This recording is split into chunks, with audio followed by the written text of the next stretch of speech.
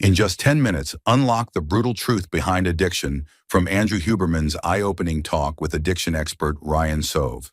Discover why your brain is wired for addiction, how trauma secretly shapes your habits, and the real path to lasting freedom. Get 10 powerful takeaways covering recovery tools, spotting hidden addictions, emotional healing, and the life-saving steps nobody tells you about. Takeaway 1.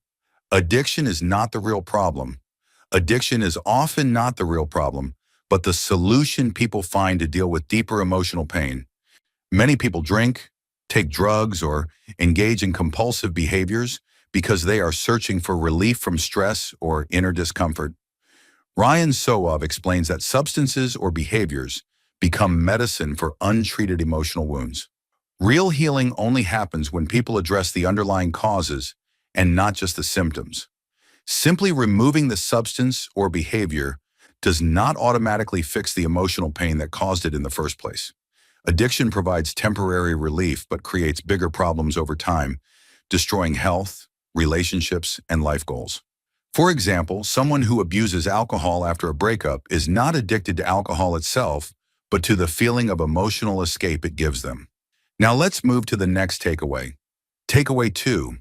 Detox and physical stabilization are just the start.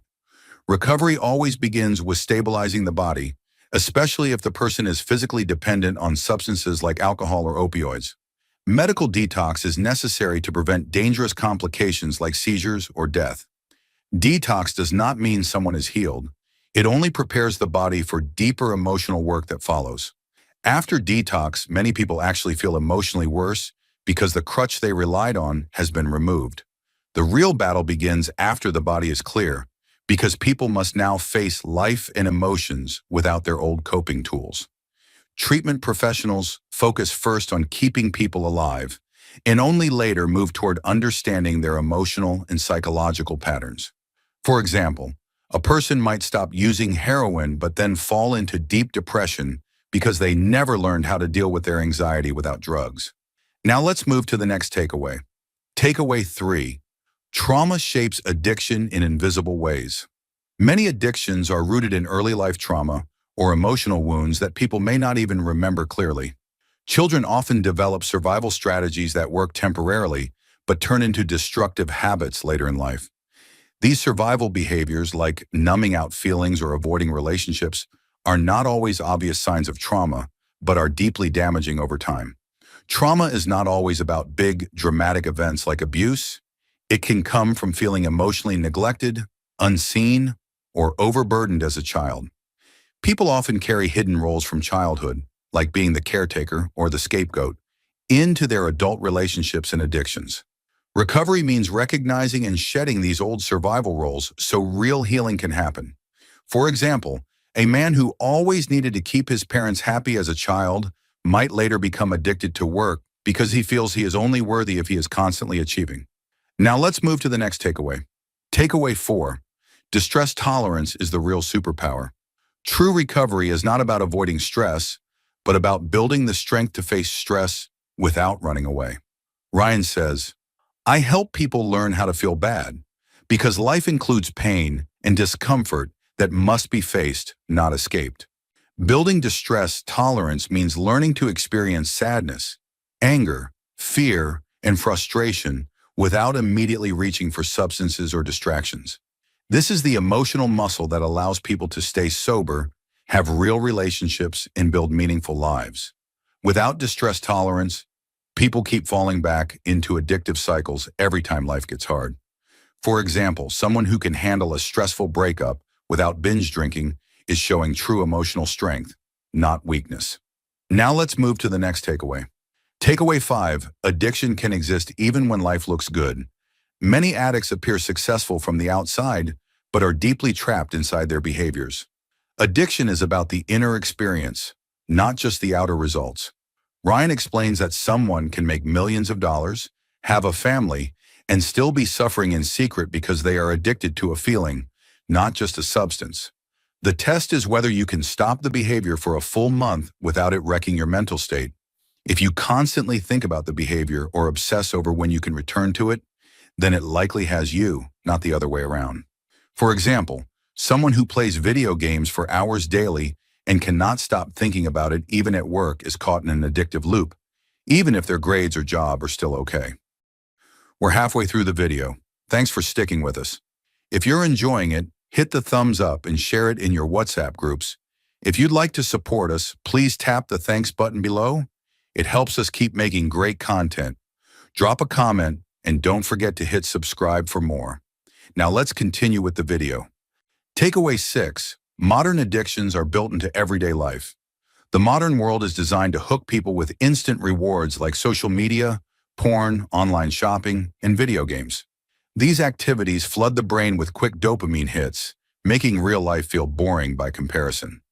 Technology today is like hot fudge sundaes for the brain, while real life becomes a plate of broccoli. Over time, people lose interest in slow, meaningful activities like relationships, study, or even being outdoors. This sets up an endless cycle where people chase faster and stronger hits, even though they feel emptier afterward. For example, a teenager who spends 5 hours a day on TikTok may find it hard to enjoy a simple walk in the park because the brain expects constant fireworks. Now let's move to the next takeaway. Takeaway 7. A 30-day abstinence test reveals a lot.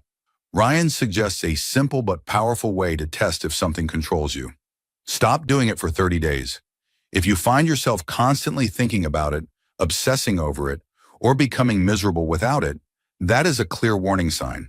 It is not enough to just stop the behavior for a day or two, because many addictions only show their true power over longer periods. This test can be applied to anything, including drinking, social media, shopping, gambling, or work. Honest self-reflection during those 30 days is crucial. It shows whether the behavior was a simple hobby or a deep dependency. For example, someone who tries to quit online shopping for 30 days and ends up feeling anxious and depressed may realize they were buying things to avoid dealing with their emotions. Now let's move to the next takeaway. Takeaway 8. Full recovery means building a new life. Recovery is not just about avoiding substances or behaviors, but about building a life that feels meaningful without them. In the beginning, people need strong structures like treatment centers or support groups to stay away from their addictions. Over time, they must shift focus from what they are running from toward what they are building toward. Ryan shares that people who succeed often create lives that are richer and more satisfying than anything they ever imagined while they were addicted. Self-actualization, a term from Maslow's hierarchy of needs, becomes possible when people stop using substances and start pursuing dreams, relationships, and growth. For example, someone who spent years drinking heavily might eventually become a loving parent, a great artist, or a dedicated volunteer once they are free from addiction. Now let's move to the next takeaway. Takeaway 9. Treatment options exist for every resource level. Not everyone can afford expensive residential programs, but effective recovery tools exist at every budget level. Residential treatment provides a safe, immersive environment for people who are in deep crisis and need constant support. 12-step programs like Alcoholics Anonymous are free and available in almost every town and have helped millions recover. Self-guided recovery methods, including therapy, meditation, daily journaling, and group accountability, can be very effective for many people. The key is structure, consistency, and connection to others, no matter which method someone chooses. For example, someone who cannot afford rehab can still attend daily AA meetings, work the 12 steps with a sponsor, and build a strong, sober network without spending much money. Now let's move to the last takeaway. Takeaway 10.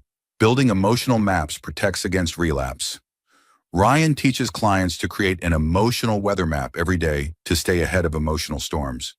This includes identifying things you are grateful for, laying out your plans for the day, checking your emotional state, watching for trouble patterns, and setting goals for how you want to behave.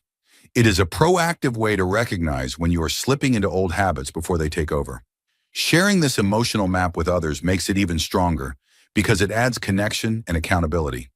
Most importantly, this daily practice trains your mind to prepare for stress rather than being ambushed by it. For example, someone who knows they will have a tough work meeting today can plan ahead to stay calm and focused instead of falling into anger or escape behaviors. Here is a brief introduction about Ryan Soave. Ryan Soave is a leading expert in addiction recovery with extensive experience helping people heal from all types of substance and behavioral dependencies. Thank you for watching. If you'd like to support this channel, hit the thanks button below. It really helps us keep going. If you enjoyed this summary, please leave a like and share it in your WhatsApp groups. To join discussion about this video, drop a comment below. And for more videos like this, hit the subscribe button below.